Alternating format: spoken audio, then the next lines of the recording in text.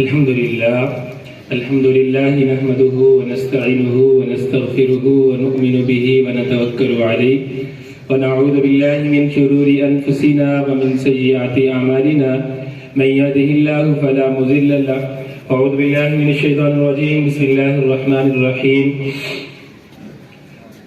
إن الله يحب المحسنين صدق الله العظيم.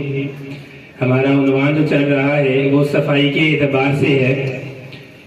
پیچھے بھی بات ہوئی کہ صفائی کی جو بیسکس اقسام ہیں وہ 4 ہیں، بنیادی جو اقسام ہیں وہ 4 ہیں. ان میں سے ہم نے بات کی تھی، آپ کو یاد ہے کون سی اقسام کی بات کی تھی؟ کون سی اقسام ہے؟ سب سے پہلے جسم کی صفائی، دوسری روح کی صفائی، تیسری مال کی صفائی. ٹھیک ہے، تو اب جسم کی صفائی کے اوپر تو بات ہو گئی تھی. اب ہم نے بات کرنی ہے روح کی صفائی کے بارے میں کہ روح کیسے صاف ہوتا ہے. سب سے پہلے ہم جیسے رہتے ہیں ہم چاہتے ہیں ہمارا بیگ بھی صاف ہو، جسم بھی صاف ہو، جہاں ہم رہتے ہیں، کھاتے ہیں، پیتے ہیں، برتن وغیرہ بھی صاف ہوں. اسی طرح بچے ہم نے مرنا بھی ہے، تو مرنے کے لیے جو ہے ہماری روح کا بھی صاف ہونا ضروری ہے. حدیث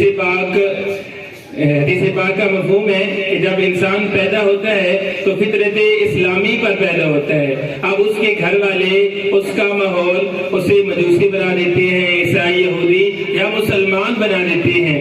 تو سب سے پہلے کیا ہے کہ ہم سارے لوگ جیسے کہا جاتا ہے کہ بچے معصوم ہوتے ہیں. کیوں معصوم ہوتے ہیں؟ کہ ان کی روح پاک ہوتی ہے. اب جیسے جیسے وہ ماحول میں وقت گزارتے ہیں، اب اس ماحول کا جو اثر ہے، اس ماحول کا جو رنگ ہے وہ ہماری روح کے اوپر چڑھنا شروع ہو جاتا ہے. اگر ہمارا ماحول صاف ہے تو ہماری روح بھی صاف رہتی ہے. حدیث پاک کا مفہوم ہے کہ جب ایک مومن آدمی فوت ہوتا ہے تو اس کی روح سے جب روح قبض ہوتی ہے تو اس سے ایسی خوشبو آتی ہے جیسے کستوری کی خوشبو آتی ہے. کیوں کہ اب اس نے دنیا میں وقت گزارا تھا، ماحول اچھا تھا، اس کی جو رہن سے جن لوگوں کے ساتھ بیٹھتا تھا ان کی سوچ بھی اچھی تھی، تو اب اس سوچ کا اثر اس کے اوپر اچھا پڑا. اب اس کی روح صاف رہی. اس لیے بیٹا سب سے جو اول چیز ہے ہم اپنا ماحول اچھا رکھیں، اچھے لوگوں کے ساتھ اٹھنا بیٹھنا ہو. حدیث پاک بزرگوں کے اقوال آتے ہیں کہ اگر آپ لوگ کسی خوشبو والے کے پاس جائیں، پرفیوم والے شاپ پہ جائیں، آپ پرفیوم جو ہے بائی نہ بھی کریں لیکن پھر بھی جو ہے آپ کے اوپر اس کے اثرات رہ جائیں گے. آپ باہر نکلیں گے تو آپ کو جو ہے خوشبو اپنے کپڑوں سے آئے گی.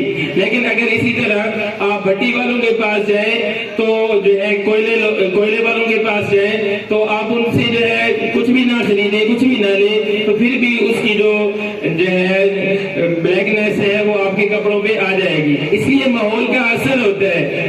تو ہم اچھی کمپنی رکھیں گے، اچھے دوستوں کے ساتھ اٹھنا بیٹھنا رکھیں گے اور اچھے جو ہے علماء کے پاس بیٹھیں گے تو پھر ان کے اثرات بھی ہمارے اوپر آئیں گے اور اس سے ہمارا روح صاف رہے گا.